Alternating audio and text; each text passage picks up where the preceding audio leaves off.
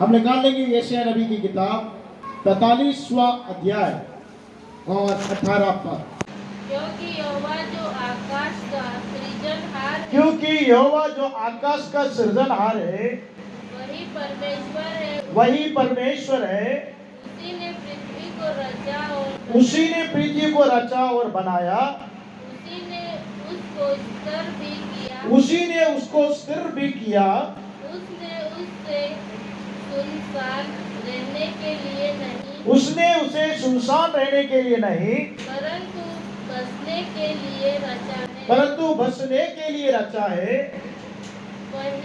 वही यूं कहता है, वही यूं कहता है, मैं यहोवा हूँ, मैं यहोवा हूँ, मेरे सिवाय दूसरा और कोई नहीं है। दूसरा कोई नहीं है। यहाँ हमने पढ़ा यशायाह नबी की किताब 45 अध्याय के 18 पद में, और परमेश्वर यहाँ पर इस बात को उल्लेख करवाता है अपने दास से, यहोवा जो आकाश का सृजनहार है। आप और मैं जानना जरूरी है, ये जो आकाश हम देखते हैं, ये आकाश को बनाने वाला एक सृजनहार है। आमीन, हालेलुया। एक आकाश को जब भी हम देखते हैं, कहीं भी आप चले जाओ, आपके ऊपर आप देखेंगे तो आकाश दिखेगा। चाहे आप गांधीनगर में रहो, भोपाल में रहो, दिल्ली चले जाओ, अमेरिका चले जाओ, कहीं भी आप सिर उठा के देखेंगे तो क्या दिखेगा आपको? आकाश दिखेगा। और जब आप आकाश को देखें तो आप ये जानना जरूरी है, इस आकाश को बनाने वाला एक परमेश्वर है, एक सृजनहार परमेश्वर है, जिसने इस आकाश को क्या किया है? सृष्टि किया है, इस आकाश को रचा है। वो मेरे साथ कहीं भी मैं चले जाऊं, जैसे आकाश दिखता है, वैसे ही परमेश्वर मेरे साथ सब स्थान में मेरे साथ उपस्थित रहता है। हालेलुया। हो सकता है परिस्थिति बदल जाए और शहर बदल जाए, नगर बदल जाए, देश बदल जाए, भाषाएं बदल जाए, लेकिन आकाश वैसे का वैसा ही रहता है। आकाश कहीं नहीं बदलता। आकाश सब स्थान में एक सा दिखाई देता है। और इस आकाश को जब भी आप देखो और परमेश्वर का धन्यवाद करो, बोले कि परमेश्वर आपने इसको सृष्टि किया है जो मेरे सिर के ऊपर है। हर स्थान में जैसे आकाश विद्यमान है, परमेश्वर मेरे साथ बना रहता है। आमीन, हालेलुया। तो आपको यह जानना जरूरी है, आकाश को बनाने वाला हमारा सृजनहार परमेश्वर है। और आगे लिखा है, उसी ने पृथ्वी को रचा और बनाया है। जिस पृथ्वी में आप और मैं रहते हैं, जब हम आंख नीचे की ओर लगाए तो पृथ्वी दिखती है, जमीन दिखता है। इसको बनाने वाला परमेश्वर है करके हम परमेश्वर का धन्यवाद करना चाहिए। आंख उठाकर ऊपर देखे तो आकाश का देखकर धन्यवाद करना है। भूमि के और जमीन की ओर देखकर परमेश्वर को धन्यवाद करना है। जिस जमीन में मैं खड़ा हूँ, खड़ी हूँ, जिस जमीन में चलता हूँ, चलती हूँ, उसको बनाने वाला परमेश्वर है। हालेलुया। इसको बनाने वाला एक परमेश्वर है, जिसने इसकी सारी सृष्टि बनाई है। वही परमेश्वर मेरा परमेश्वर है। उसी ने उसको स्थिर भी किया है, जैसे पृथ्वी को परमेश्वर ने स्थिर किया है। आपके और मेरे जीवन को भी परमेश्वर स्थिर करने में सामर्थी परमेश्वर है। हालेलुया।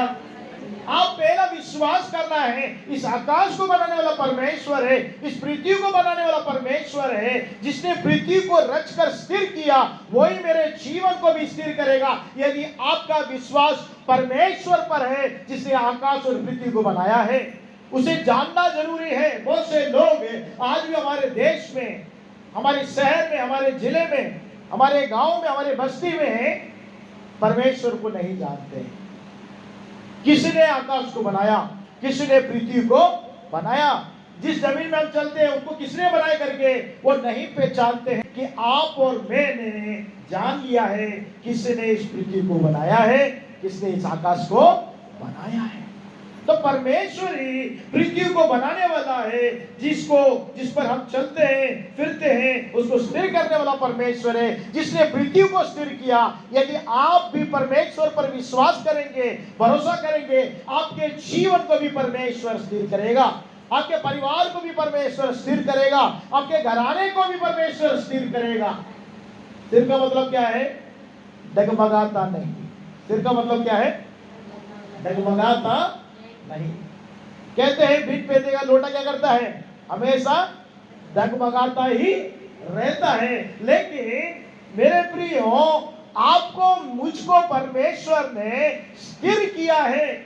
यदि आप परमेश्वर को जान लेंगे तो आपके जीवन को परमेश्वर स्थिर करेगा, आपके जीवन को उन्नत करेगा, आपके जीवन को परमेश्वर आशीषित करेगा। लेकिन आप उसे जानना जरूरी है, उसे पहचानना जरूरी है।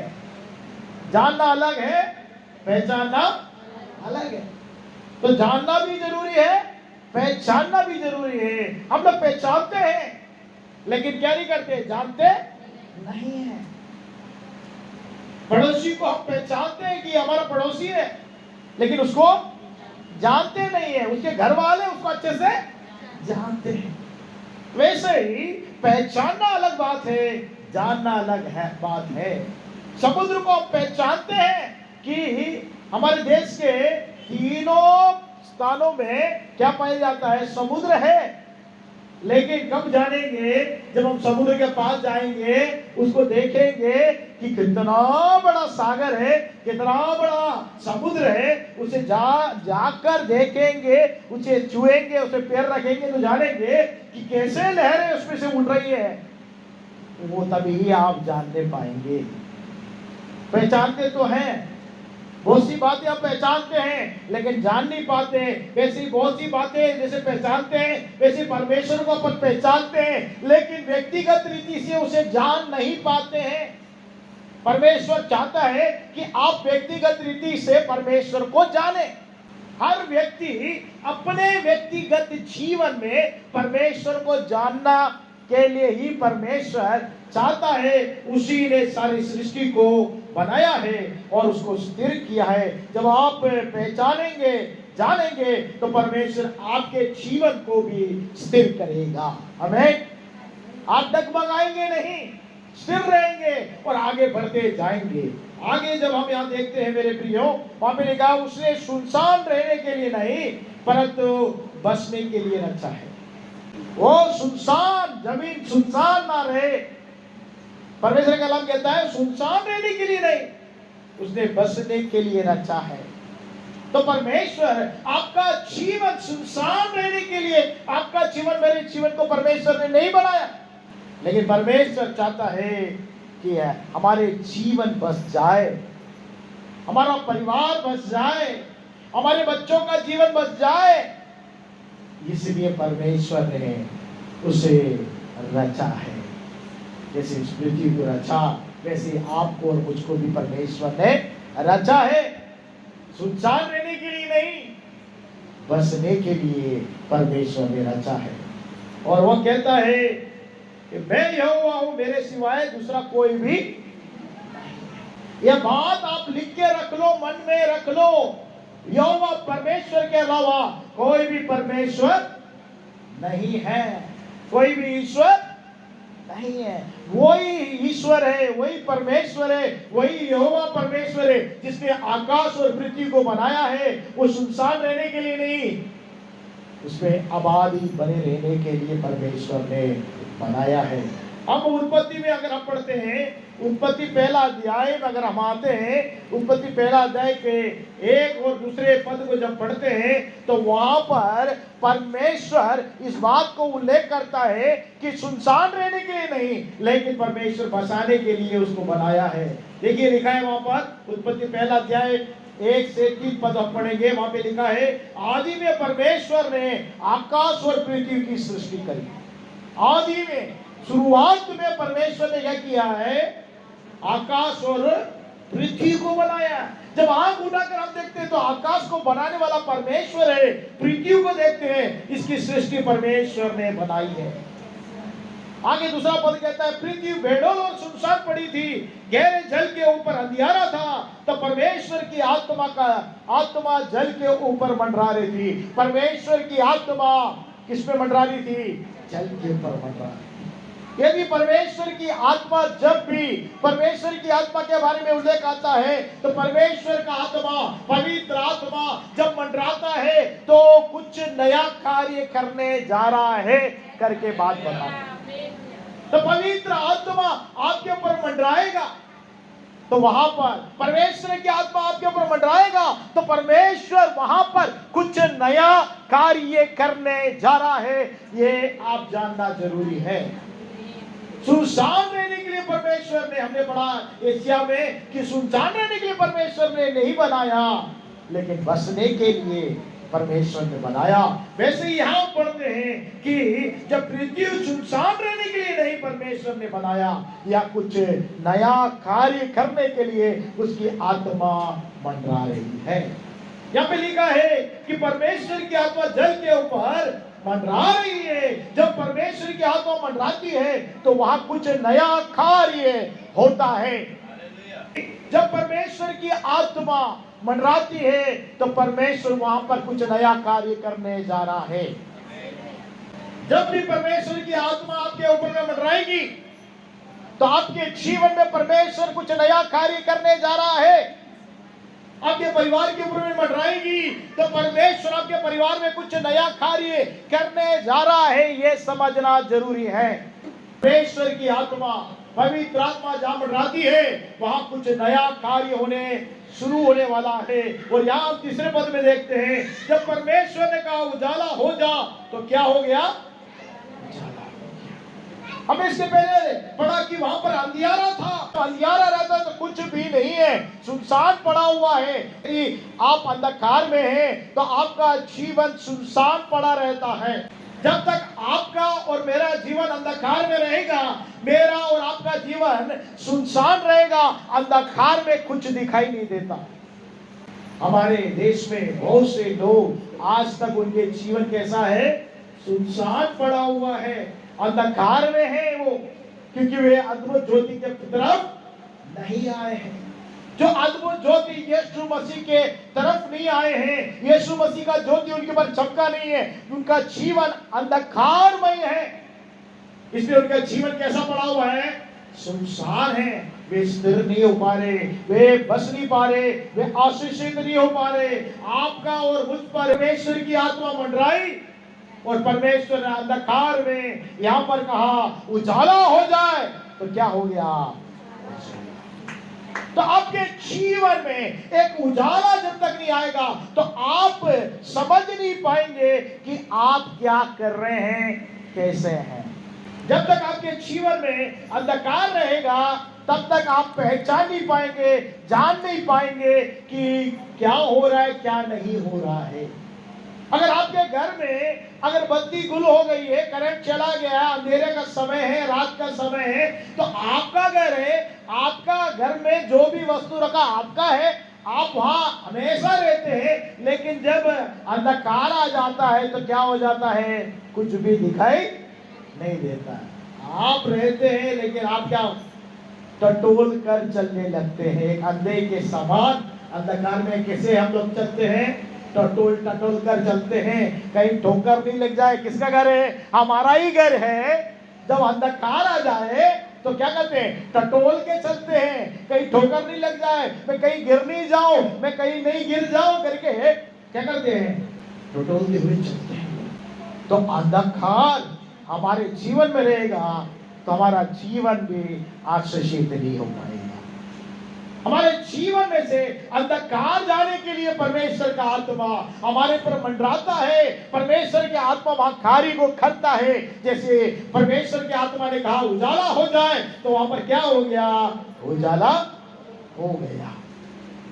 और परमेश्वर ने सारी सृष्टि को बनाना शुरू कर दिया और उसको रचना शुरू कर दिया। आकाश और पृथ्वी, सारी सृष्टि, पेड़ पौधे, जानवर, जीव जंतु, और उसके बाद भी आखिरी में परमेश्वर ने किसको बनाया? मनुष्य को। मनुष्य को जब तक परमेश्वर ने मनुष्य को बनाया, उसके समान में, परमेश्वर के स्वभाव में, परमेश्वर के स्वरूप में, परमेश्वर के समानता में बनाया। जब मनुष्य बनाया गया, तब तक वो परमेश्वर के उस ज्योति में चलता था, उस ज्योति में आनंद करता था, उस ज्योति में संगति करता था। परमेश्वर ठंडे समय में उससे मिलने आता था और उससे मिलता था और वे चलते थे, बातचीत करते। जब तक परमेश्वर की बात आदम मानता रहा, तब तक वो परमेश्वर के साथ चलता रहा। अब ये बात समझना है, आत्मा मंडराने के बाद, आत्मा मंडराने के बाद आपके जीवन में परमेश्वर ने ज्योति को दे दिया, उजाले को दे दिया। उजाला देने के बाद आपके जीवन को स्थिर करना चाहता है। जब तक आप परमेश्वर की बात को मानते रहते हैं, तब तक परमेश्वर आपके साथ चलता है, फिरता है और आपसे बात करता है। आप महसूस करते हैं कि परमेश्वर मेरे साथ है, मेरी प्रार्थना को सुनता है, मेरी विनती को सुनता है, मेरे जीवन में कार्य करता है, मेरे परिवार में कार्य करता है, मेरे बच्चों के जीवन में कार्य करता है, मेरी मेहनत में कार्य करता है, मेरे कार्य में कार्य करता है, मैं जो सेवा करता हूं उसमें कार्य करता है। सब में परमेश्वर कार्य करता है। जब तक आप परमेश्वर की बात को मानेंगे, तब तक परमेश्वर कार्य करता ही रहेगा, आपके साथ बना रहेगा। वैसे आदम के साथ भी परमेश्वर बना रहा, उसके साथ चला फिरा, लेकिन जब तक उसने परमेश्वर की बात को माना, तब तक परमेश्वर उसके साथ नहीं था। परमेश्वर ने आदम से क्या कहा, हम देखते हैं उत्पत्ति 2 अध्याय। अगर निकालेंगे आप तो पढ़ेंगे तो समझ में आएगा। उत्पत्ति 2 अध्याय के 16 और 17 पद में परमेश्वर ने आदम से कहा। उत्पत्ति 2 अध्याय का 16-17 पद में लिखा है, यहोवा परमेश्वर ने आदम को यह आज्ञा दी। क्या आज्ञा दी? तू वाटिका के सब वृक्ष के फल को बिना खटके खा सकता है, पर भले और बुरे ज्ञान का जो वृक्ष है, उस फल को तू कभी ना खाना। जिस दिन तू उस फल को खाएगा, उसी दिन अवश्य मार जाए। परमेश्वर के साथ चलना है, परमेश्वर हमारे साथ रहना है, परमेश्वर हमारे कार्य में आशीषित करना है, हमारे परिवार में आशीषित करना है, हमारे जीवन को आशीषित करना है। परमेश्वर चाहता है, इसलिए परमेश्वर आत्मा हमारे ऊपर मंडराता है और हमारे जीवन से अंधकार को दूर करता है, हमारे जीवन में ज्योति को देता है। हमारे जीवन में क्या देता है? ज्योति देता है। अंधकार से हमारे जीवन में बाहर लेकर आता है। और परमेश्वर चाहता है कि आप और मैं क्या करना है? परमेश्वर के साथ चलना है, तो उसकी आज्ञा को मानना है। आदम से परमेश्वर ने कहा कि जब तक तू मेरी आज्ञा को मानेगा, मेरे साथ चलेगा, मैं तेरे संग बना रहूंगा। परमेश्वर ने अंधकार से ज्योति में लेके आया आपको और मुझको, और परमेश्वर चाहता है इस वचन के अनुसार। वचन बहुत बोलते हैं हम लोग, अच्छी बात है, लेकिन उस वचन को हमें क्या करना जरूरी है? पालन करना जरूरी है। सुनना मात्र नहीं, दायित्व है, उसे पालन करेंगे, उसको अपनाएंगे, तो परमेश्वर की आत्मा जिसने आपको अंधकार से ज्योति में लेके आया, वो आत्मा आपके साथ बना रहेगा, आपको बनाएगा, आपको स्थिर करेगा, आपके संग रहेगा। हर कार्य में परमेश्वर आपके साथ रहेगा। और जब आप उसकी आज्ञा को छोड़ देंगे, तो वो सारे आशीष को आप खो देंगे। आदम पूरे आशीष को खो दिया। हम 3 अध्याय में पढ़ते हैं, आदम जब परीक्षा शैतान ने किया, उसको बहकाया, तो उन्होंने क्या किया? परमेश्वर की आज्ञा को भूल गए। जब परिस्थिति हमारे सामने आती है, हम लोग क्या करते हैं? भूल जाते हैं परमेश्वर को, उसकी आज्ञा को भूल जाते हैं। इसलिए मैंने बोला, कहीं भी आप रहो, ऊपर आकाश को देखो, नीचे जमीन को देखो, इसे बनाने वाला परमेश्वर हमारे साथ है, जिसने अंधकार से हमें अद्भुत ज्योति की तरफ लेकर आया है। आपको मुझको परमेश्वर ज्योति में लेकर आया है और चाहता है कि आप और मैं उसके साथ चले। साथ चलेंगे, परमेश्वर हमारे जीवन को स्थिर करेगा, हमें आशीषित करेगा। और आदम ने वो आशीष को परमेश्वर से खो दिया और परमेश्वर के आशीष से वो वंचित हो गया। मेरे प्रिय, अगर आप और मैं परमेश्वर के आशीष से वंचित हो जाएंगे तो फिर उस अंधकार में ढकेले जाएंगे जिस अंधकार से आप और मैं बाहर निकालेंगे।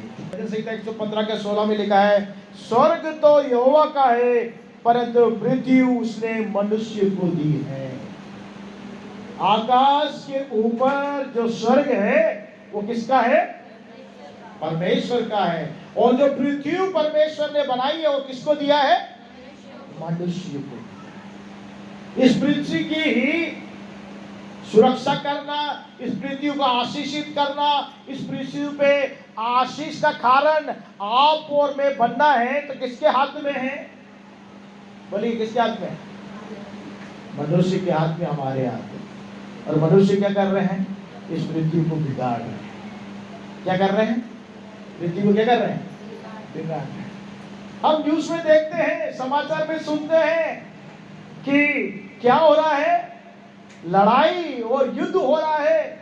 और जब लड़ाई और युद्ध होता है तो क्या हो रहा है? ये पृथ्वी बिगड़ती जा रही है।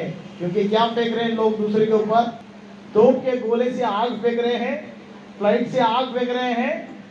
फेंकने से क्या हो रहा है? पृथ्वी नाश हो रही है। जब पृथ्वी नाश होती है वो पृथ्वी जाकर परमेश्वर से कराती है, बोलती है कि आपने पृथ्वी को बना के मनुष्य के हाथ में दिया और मनुष्य ने इस पृथ्वी को बिगाड़ रहे हैं करके परमेश्वर के सामने जाकर कराती है, परमेश्वर से पुकारती है। इस पृथ्वी को आपने बनाया, आशीष के लिए बनाया, और ये पृथ्वी को मनुष्य जाति क्या कर रही है? बिगाड़ रही है। वो कराती है। परमेश्वर का कलाम कहता है पृथ्वी क्या करती है? वेदना से खराती है। क्योंकि किसने बनाया है? उसके वेदना को जानता है। इसलिए प्रभु का कलाम कहता है प्रभु यीशु शीघ्र आएगा, जो पृथ्वी को बिगाड़ेगा उसका न्याय करेगा। हमें यीशु मसीह सबका न्याय करने आएगा और जो पृथ्वी को बिगाड़ेगा उसको भी न्याय में लाकर खड़ा करेगा। पृथ्वी को किसके हाथ में दिया? परमेश्वर ने मनुष्य के हाथ में दिया कि पृथ्वी आशीष का कारण बने, जिसके कारण आप और मेरे कारण पृथ्वी क्या बन जाए? आशीष का कारण बन जाए। लेकिन मनुष्य ने क्या कर दिया? उसको बिगाड़ दिया है। जो बिगाड़ता है उसका न्याय परमेश्वर करता है। और एक और पद हम पढ़ेंगे, नीति वचन 30 अध्याय के 4 पद को पढ़ेंगे। नीति वचन 30 अध्याय के 4 पद में लिखा है, कौन स्वर्ग में चढ़कर फिर उतर आया है? एक प्रश्न पूछा गया है, कौन स्वर्ग में चढ़कर, जहां परमेश्वर विराजमान है, चढ़कर उतर आया है? किसने वायु को अपने मुट्ठी में बटोर कर रखा है? किसने वायु को अपनी मुट्ठी में? जो वायु है, जो हवा है, उसको आप और मैं महसूस करते हैं, लेकिन हम क्या नहीं कर सकते? उसको पकड़ के रख सकते हैं? पकड़ के नहीं रख सकते। लेकिन परमेश्वर का कलाम कहता है किसने वायु को अपने मुट्ठी में बटोर के रखा है? इसका मतलब है परमेश्वर ने वायु को, हवा को परमेश्वर ने अपने मुट्ठी में रखा हुआ है। आमीन। हमारा परमेश्वर कितना महान है। उसने आकाश को बनाया, उसने पृथ्वी को बनाया है, उसने सारी सृष्टि को रचा, आपको और मुझको बनाया। वो परमेश्वर कितना महान है। हमने भजन संगीत 139 में पढ़ा, मां के कोख में आपको और मुझको बनाने वाला परमेश्वर, सृष्टिकर्ता परमेश्वर है। मेरे प्रिय, यहां पे लिखा है इतना महान परमेश्वर जो स्वर्ग में विराजमान रहता है, वो वायु को मुट्ठी में बांध के रखा है। आगे पढ़ते हैं, किसने महासागर को अपने वस्त्र में बांध लिया है? परमेश्वर अपने वस्त्र में महासागर को क्या करके रखा है? बांध के रखा। आप जानना जरूरी है हमारा परमेश्वर कितना महान है। हवा को मुट्ठी में बांध के रखता है और अपने वस्त्र में महासमुद्र को बांध के रखता है।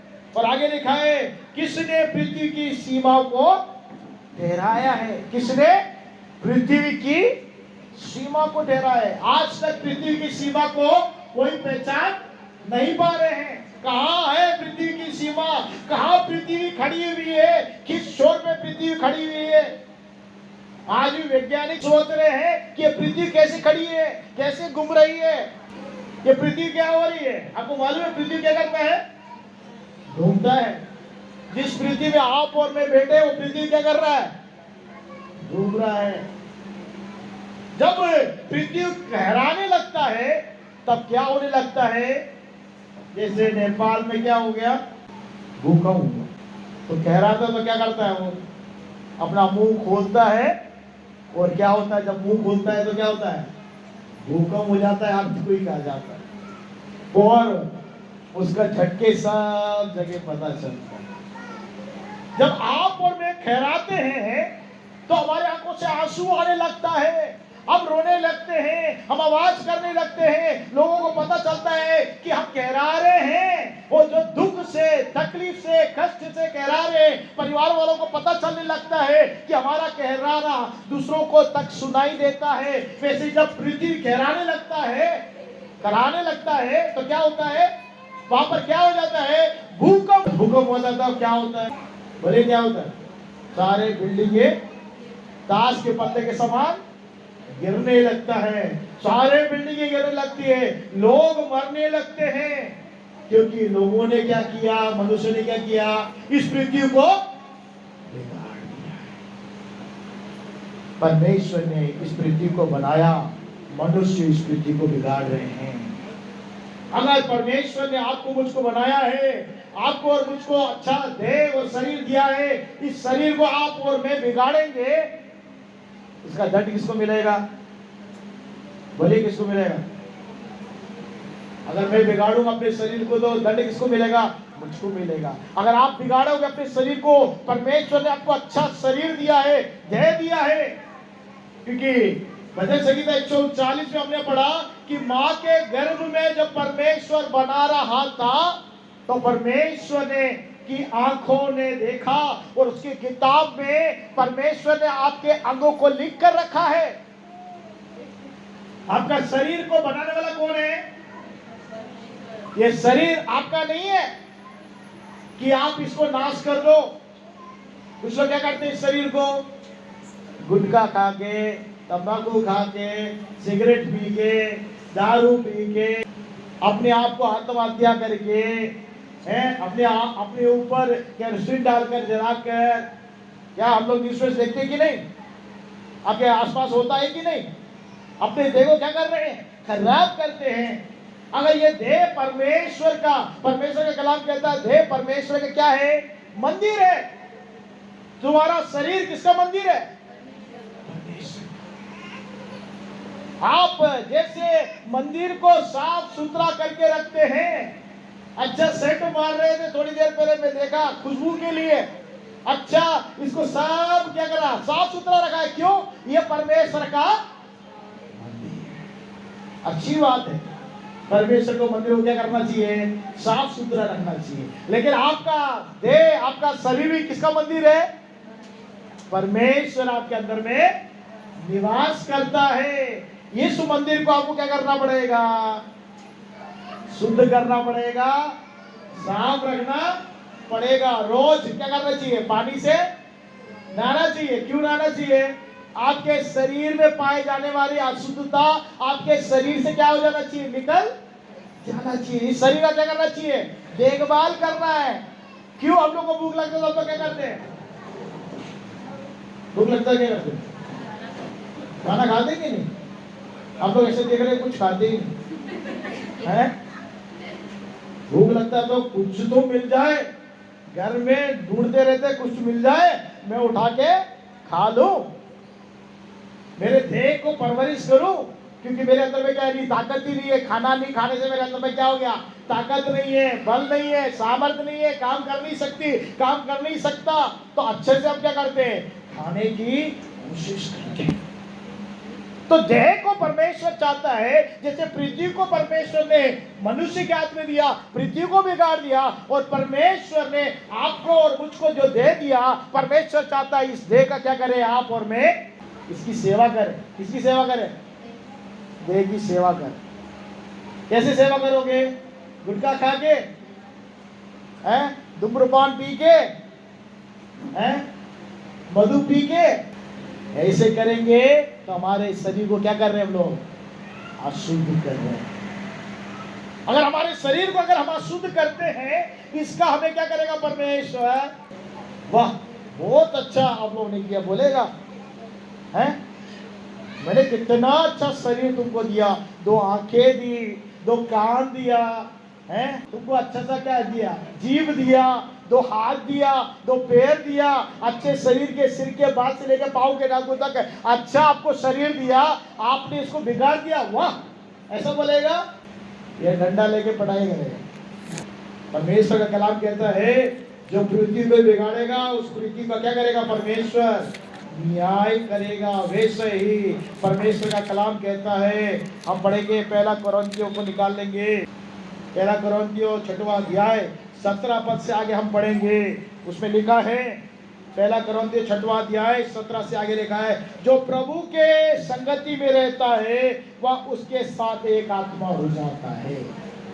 यदि आप और मैं प्रभु के संगति में रहते हैं तो प्रभु के साथ एक आत्मा हो जाए। ध्यान से सुनिए, अगर आप प्रभु के संगति में बने रहेंगे, प्रभु के साथ रहेंगे, इस आकाश के नीचे, इस पृथ्वी के ऊपर कहीं भी आप प्रभु के साथ बने रहेंगे तो प्रभु के साथ एक आत्मा हो जाएंगे। ध्यान से सुनिए, आगे लिखा है, इसलिए क्या करो? 18 पद कहता, व्यभिचार से बचे। किससे बचे रहो? व्यभिचार से बचे रहो।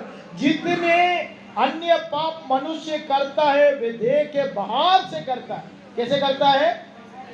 देह के बाहर करता है। आगे लिखा है कि जितने अन्य पाप मनुष्य करता है वे देह के बाहर है, परंतु व्यभिचार करने वाला अपनी देह के विरोध में क्या करता है? पाप करता है। जो व्यभिचार करता है वो क्या करता है? पाप करता है। व्यभिचार 2 प्रकार का व्यभिचार, एक तो आपको सबको समझ में आता है व्यभिचार, जो पति पत्नी है, पति पत्नी को छोड़कर किसी और पत्नी के साथ या किसी और पति के साथ क्या करते हैं? मेल करते हैं, तो उसको हम समझते हैं व्यभिचार कर रहे हैं। पत्नी के साथ पति व्यभिचार कर रहा है, पति के साथ पत्नी व्यभिचार कर रही है। अगर अपने पति को छोड़कर किसी के साथ वो मेल करती है या मेल करता है तो वो क्या कर रहा है? अपनी पति या पत्नी के साथ क्या कर रहा है? व्यभिचार कर रहा है। ये हम सब जानते हैं। एक और व्यभिचार है, अगर प्रभु की आत्मा को छोड़कर, प्रभु के संगति को छोड़कर, प्रभु की उपस्थिति को छोड़कर, प्रभु के साथ एक आत्मा को छोड़कर किसी और के पास जाते हो, मतलब प्रभु को छोड़कर जाते हो। प्रभु परमेश्वर जिसने आकाश और पृथ्वी को बनाया उसको छोड़कर जाते हो, जिसने आपको अच्छा सुंदर देह दिया उसको छोड़कर किसी और के पीछे जाते हो, किसी पेड़ के पीछे, किसी हाथ से बनाए हुए आकार के पीछे या किसी चित्र के पीछे अगर हम जाते हैं तो हम क्या कर रहे हैं? व्यभिचार कर रहे हैं। आत्मिक व्यभिचार है। परमेश्वर के साथ जो बना रहता है वो परमेश्वर की आत्मा में एक हो जाता है। वैसे ही अगर आप प्रभु की आत्मा से दूर जाते हो, दूसरे की आराधना करते हो, दूसरे की स्तुति करते हो, दूसरे की प्रशंसा करते हो, तो आप परमेश्वर के साथ क्या कर रहे हो? व्यभिचार कर रहे हो। आगे पढ़ता हूं, सुनिए। क्या तुम नहीं जानते कि तुम्हारा देह पवित्र आत्मा का मंदिर है? ये जो देह है, इस देह में जिसने आत्मा ने ये देह को बनाया, ये आत्मा हमारे अंदर में वास करना चाहता है, वो परमेश्वर का मंदिर है, तो कितना इसे सावधानी से संभाल के रखना है। आगे देखिए लिखा है, जो तुम में बसा हुआ है और तुम्हें परमेश्वर की ओर मिला है और तुम अपने नहीं हो। किसके नहीं हो तुम? ये देह के आप मर्जी, आपका मर्जी नहीं चलेगा। आप सोचोगे ये मेरा देह है, ये मेरा शरीर है, मैं जो चाहूं करूं, जहां चाहूं जाऊं, जो चाहूं खाऊं, जो चाहूं पीऊं, कुछ भी करूं, मेरा शरीर है। ये शरीर आपका नहीं है, ये देह आपका नहीं है। समझना मेरी बात को आप। ये देह किसका है? परमेश्वर का है। ये देह को किसने दिया है? परमेश्वर ने दिया है। इस देह का देखभाल करना आपका और मेरा फर्ज है। जैसे मनुष्य के हाथ में परमेश्वर ने पृथ्वी को दिया, उसको देखभाल करना किसका फर्ज है? मनुष्य का फर्ज है।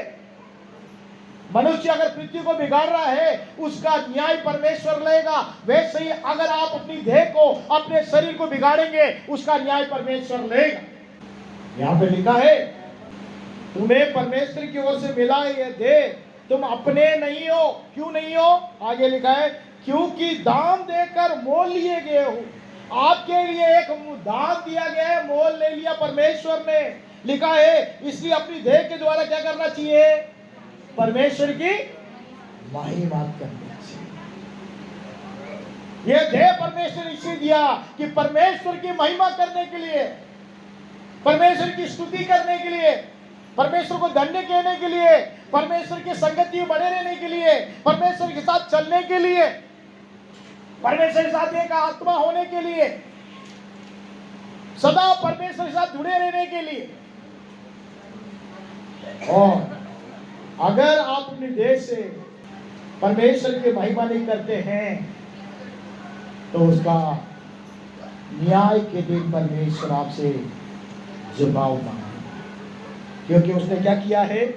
दाम देकर मोल लिया। कैसा दाम दिया? यीशु मसीह ने अपने लहू को बहाकर आपके शरीर को छुड़ाने के लिए दाम दिया है। यीशु मसीह ने अपने लहू को बहाया है। पहला पत्रस दूसरा अध्याय 24वां पद, इसमें लिखा है, पहला पत्रस दूसरा अध्याय 24वां पद, वह आप यीशु मसीह हमारे पापों को अपने देह पर ले लिया और क्रूस पे चढ़ गया, जिसने हमें पाप के लिए मरकर धार्मिकता के लिए जीवन जीने के लिए जीवन बिताए। उसी के मार खाने से तुम चंगे हो गए। हमारे शरीर को प्रभु यीशु मसीह ने मोल देकर इसने छुड़ाया है। क्या मोल दिया है यीशु मसीह ने? आपने और मैंने जो पाप किया, परमेश्वर की आज्ञाहीनता की, उस सारी आज्ञाहीनता, पाप को, श्राप को, रोग को, बीमारी को, निर्धनता को, सबको अपने ऊपर लेकर उसने क्या कर दिया? यहां लिखा है, मर गया ताकि आप धार्मिकता के लिए। तो ये शरीर को आप सुरक्षित रखना है, इस देह का परवरिश करना है, क्योंकि ये देह पर सुनना, इस देह पर कौन वास करता है? परमेश्वर की आत्मा वास करती है। आप अपने नहीं हो, आप मोल लेके छुड़ाए गए हो। इस देह को अगर आप व्यभिचार के लिए सौंपते हैं, तो निश्चय परमेश्वर उसका दंड आपको देगा। क्या मिलेगा? दंड मिलेगा, क्योंकि ये देह किसका है? समझ लो, ये किसका है? परमेश्वर का है। जिसने आकाश बनाया, जिसने पृथ्वी बनाया, जिसे स्थिर करने के लिए बनाया, और आपको जो दे दिया, ये देह को परमेश्वर स्थिर तभी करेगा जब आप परमेश्वर के साथ बने रहेंगे, परमेश्वर के साथ चलेंगे, उसके वचन में बने रहेंगे, उसकी भक्ति का जीवन जिएंगे। मेरा देह है, मेरी आंखें कुछ भी देखूं, मेरा मुंह है कुछ भी खाऊं, कुछ भी पीऊं, ऐसा नहीं चलेगा। ये देह किसका मंदिर है? परमेश्वर का मंदिर है। कभी नहीं भूलना, कि ये देह परमेश्वर ने दिया है। इस देह के द्वारा किसकी महिमा होनी चाहिए? परमेश्वर की महिमा होनी चाहिए। यदि महिमा नहीं होती है तो परमेश्वर क्या करता है? चरवा क्या करता है? अपनी भेड़ को चराता है, हरी हरी चराई में चलाता है, जल के पास लेके चलता है। तो जब भेड़ उसकी बात नहीं सुनती, क्या करता है? वो एक डंडा भी रखा। चरवा के पास क्या है? डंडा है। क्या करता है? मारता है। और जो बकरियां भेड़ कूदती फिरती है, दो पैर बांध भी देता है। वो क्या कर देता है? बहुत कूदती है, इधर उधर भागती है, क्या कर देता है? दो पैर को, हमने देखा बकरी के पैर को बांधे रहते कुछ बकरी के पैर, क्योंकि बहुत चंचल होती है। वो इधर से कूदेगी उधर, उधर से कूदेगी इधर। तो चरवा का क्या कर देता है? उसके बकरी के पैर को बांध देता है। क्यों?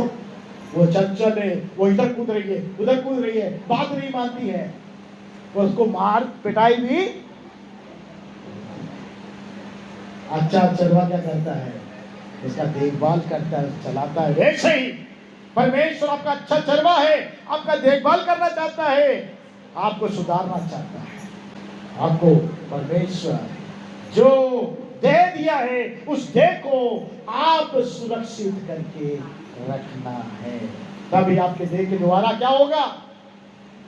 महिमा होगी। तो ये देह को हमें क्या करना चाहिए? परमेश्वर के हाथ में समर्पित करना है। रोमियो की पत्री 12वां अध्याय का पहला पद, वहां पे लिखा है, अपने शरीर को क्या करो? जीवित, पवित्र, परमेश्वर का भाता हुआ बलिदान करके चढ़ाओ। क्या करना है? अपनी देह को क्या करना है? जीवित, पवित्र, परमेश्वर का भाता हुआ बलिदान करके चढ़ा। बलिदान चढ़ाने का मतलब क्या है?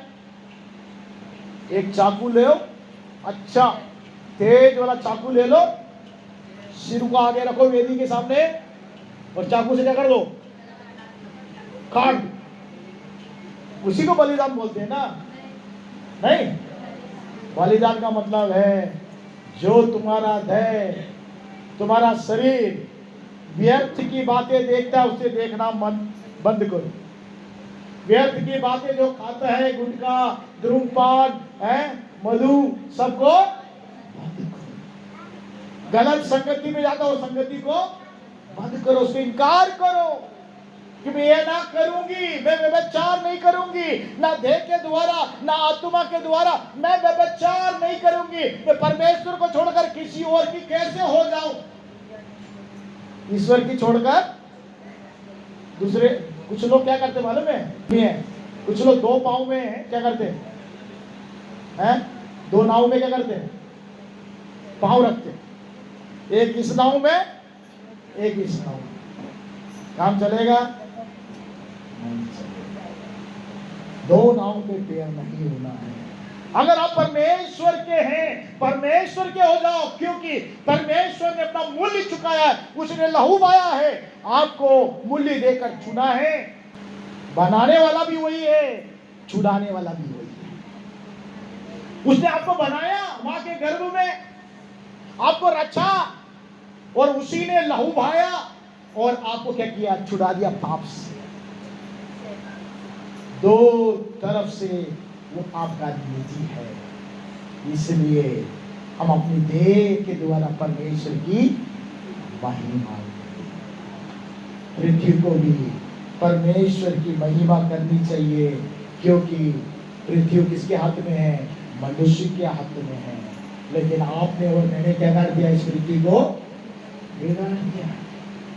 कैसे बिगाड़ रहे हो मालूम है आप लोग? आप लोग भी बिगाड़ रहे हो।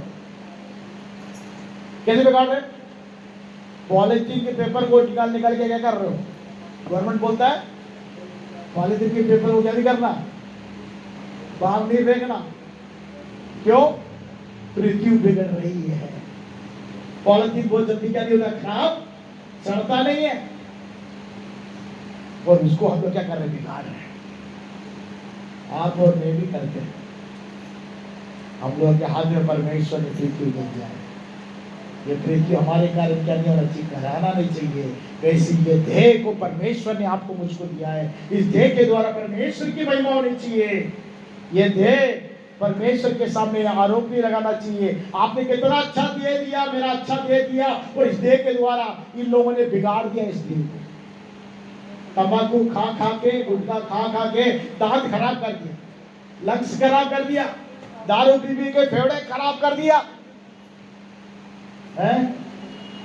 ये देह के द्वारा क्या होना चाहिए? परमेश्वर के नाम की महिमा होनी चाहिए। तो इसलिए इस देह को जीवित बलिदान के रूप में परमेश्वर के सामने समर्पित करने के लिए अपने स्थानों में खड़े हो जाए। मैं आप लोगों के लिए प्रार्थना करना चाहता हूं। प्रियजनों, परमेश्वर ने आकाश को बनाया, पृथ्वी को बनाया, स्वर्ग परमेश्वर का सिंहासन है, ये पृथ्वी को मनुष्य के हाथ में परमेश्वर ने दिया। लेकिन मनुष्य ने इस पृथ्वी को बिगाड़ दिया। परमेश्वर ने मनुष्य को बनाया, अद्भुत रीति से मनुष्य को बनाया, उसकी देह को परमेश्वर ने उसे दिया, कि शरीर को परमेश्वर ने दिया। भजन संहिता 139 में हम पढ़ते हैं कि मां के कोख में जब मैं बनाया गया, भयानक और अद्भुत रीति से रखा गया, और मेरे अंग बनने से पहले उसकी किताबों में परमेश्वर लिखता हुआ आया। आपके लिए एक किताब परमेश्वर के सामने है, एक किताब परमेश्वर के सम्मुख में आपके नाम लिखा हुआ है। उसमें आपके शरीर में कितने अंग है वो लिखा हुआ है, जो बाहर दिखता है, जो नहीं दिखता है, वो सारे अंग को परमेश्वर ने लिख के रखा है। आप अपने नहीं हो, आपको मूल्य देकर परमेश्वर ने चुन लिया है, उसने मूल्य चुकाया है, लहू बहा के मूल्य चुकाया है, कि ताकि आप अपनी देह के द्वारा परमेश्वर की महिमा करें। ये देह के द्वारा ये पहचान करने के लिए नहीं, लेकिन इस देह के द्वारा परमेश्वर की महिमा करने के लिए परमेश्वर ने आपको और मुझको बनाया है। परमेश्वर के साथ संगति करने वाला उसके साथ एक आत्मा हो जाता है। आज प्रभु के सम्मुख में समर्पित करे, प्रभु मेरी देह को मैं अपने मन मर्जी से मैंने जिया, लेकिन आज आपके सम्मुख में मैं अपने देह को समर्पित करती हूँ, समर्पित करता, अपना दाहिना हाथ उठाकर सिर के ऊपर रखकर प्रभु से प्रार्थना करे कि प्रभु ये देह आपका दिया हुआ है। सिर पर हाथ रखे, अपना दाहिना हाथ उठाकर, ये आपका देह नहीं है, ये परमेश्वर ने आपको दिया है। इसे खूबसूरत, सुरक्षित, आशीषित रखना आपके हाथ में दिया है, आपके हाथ में सौंपा है। प्रभु से प्रार्थना करें, परमेश्वर ये देह आपने मुझे दिया, इस देह के द्वारा आपके नाम की मात्र महिमा हो। मेरे जीवन को आपके हाथ में समर्पित, इस देह को जीवित बलिदान के रूप में आपके सम्मुख में चढ़ाता हूं, ताकि इसके द्वारा आपके नाम की महिमा। प्रभु जितने लोगों ने अपने जीवनों को सुनकर अपने जीवनों को समर्पित किया है, परमेश्वर को अपना अनुग्रह और अपनी सामर्थ्य दे कि इस देह के द्वारा तेरे नाम की मात्र महिमा होने का। प्रभु छू ले, तेरी आत्मा इन्हें छू ले, क्योंकि परमेश्वर का आत्मा जब मंडराता है तो नया कार्य करता है। मेरे देह के ऊपर में मंडराने पाए, मेरे देह में मंडराने पाए कि नया कार्य मेरे देह में उत्पन्न होने पाए, ताकि मेरे जीवन के द्वारा परमेश्वर के नाम की महिमा। आए हुए बच्चे, जवान, बड़े, बुजुर्ग, तेरे दास और दासी सबके जीवन के द्वारा, देह के द्वारा परमेश्वर के नाम की महिमा होने के लिए हम समर्पित करते हैं। प्रभु तो ऐसा अनुग्रह हम सबको दे, ताकि हमारी देह के द्वारा आपके नाम की महिमा हो, और जब महिमा को दूसरे लोग देखे वे भी परमेश्वर की ओर आ सके। ऐसा अनुग्रह से दया हम सब सारा आदर महिमा आपको समर्पित करते हुए इस प्रार्थना को यीशु मसीह के नाम से मांगते हैं, सुन और ग्रहण कर पिता, आमीन।